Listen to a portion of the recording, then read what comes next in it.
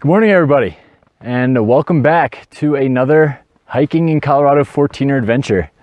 I apologize that I haven't put out a video since September. I needed to take a little bit of a break. I was starting to get burnt out from doing all of the 14ers and 13ers, but I had my rest and I'm ready to get back to it. So today, Kit and I are doing Mount Antero, which is 16 miles and 5,200 feet of gain because the four-wheel drive road up here is just covered in snow and ice, so there's no way of getting up here. So we started hiking from the very bottom of the two-wheel drive road and we just got up to the trail junction. Our goal was to get here before sunrise and we did make that.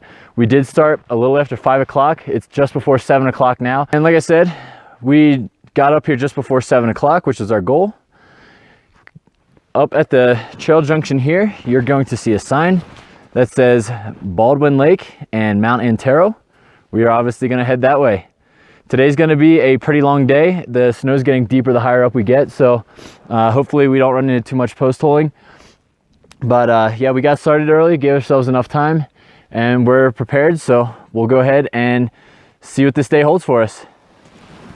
Just over 11,460 feet, and we're dealing with a little bit of post holing, nothing too crazy, but we can tell that based on the lack of prints that we're the first ones up here since the new snow on Friday, and making good time so far. We're almost to tree line, and they said from the looks of the surrounding peaks, it doesn't look like there's much snow above tree line, but again, that's hard to tell because each one's slightly different. As you can see, that one back there does have a good bit of snow above tree line, and then this one back here doesn't, so we'll have to see what that holds when we get up there. So far so good though, guys. We will bring you back shortly.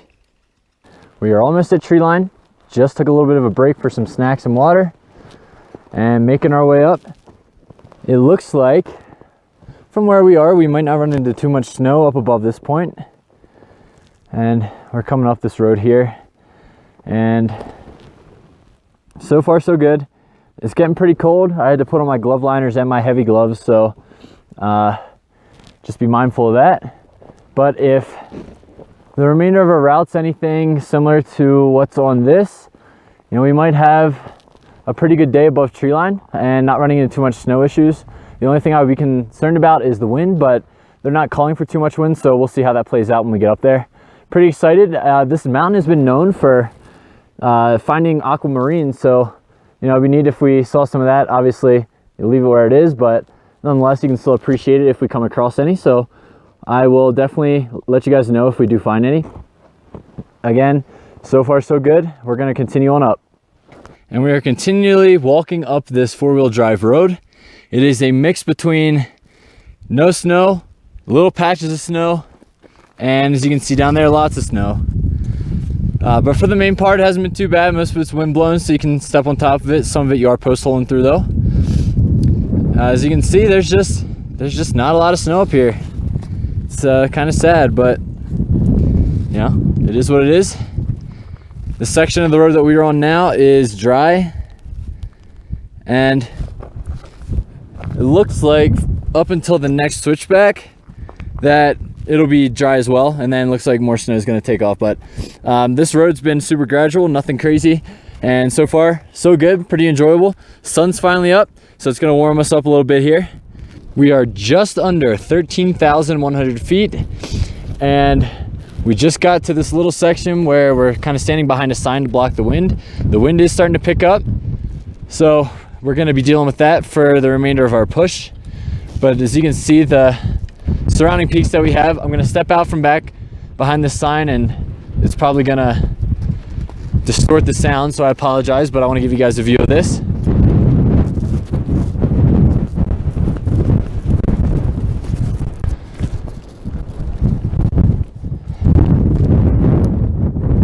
And right back there is our summit.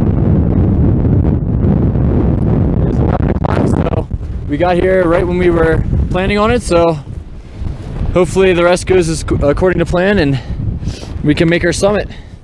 And we just got to the saddle. It's super windy up here, but I did find a spot behind these rocks here to shield that a little bit for you. And Kit's coming up here.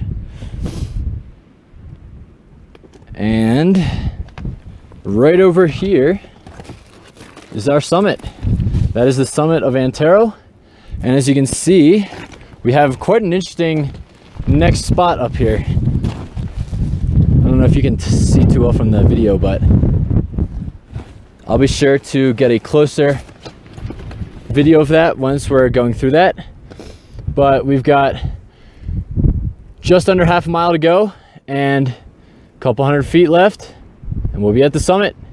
Now, this section here is pretty cool. Got this nice ridge line here that we have to navigate. There is a trail that you can sort of see, but some of it's covered under snow.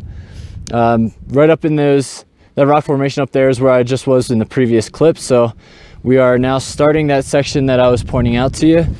It appears, at least from where I'm at, that there's a trail that leads right up through there, up into that little notch right there, and then back down on the other side.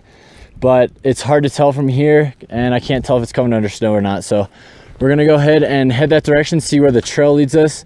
And then as you can see, once you get up on the other side there, it's just a couple switchbacks up to the edge there, and then up the ridge on the very right-hand side there, and we'll be on the summit. All right, we finally made it to the summit of Mount Antero after 9 hours of pushing. And as you can see, the reflection in Kit's goggles. It's very nice up here, and it's finally nice to see that other parts of the range have snow, because it's been pretty embarrassing this year. But nonetheless, we are gonna have a long day. And we're not the only one up here though. We did run into somebody else, Chris. And this is a very cool summit because you can see every single 14er range.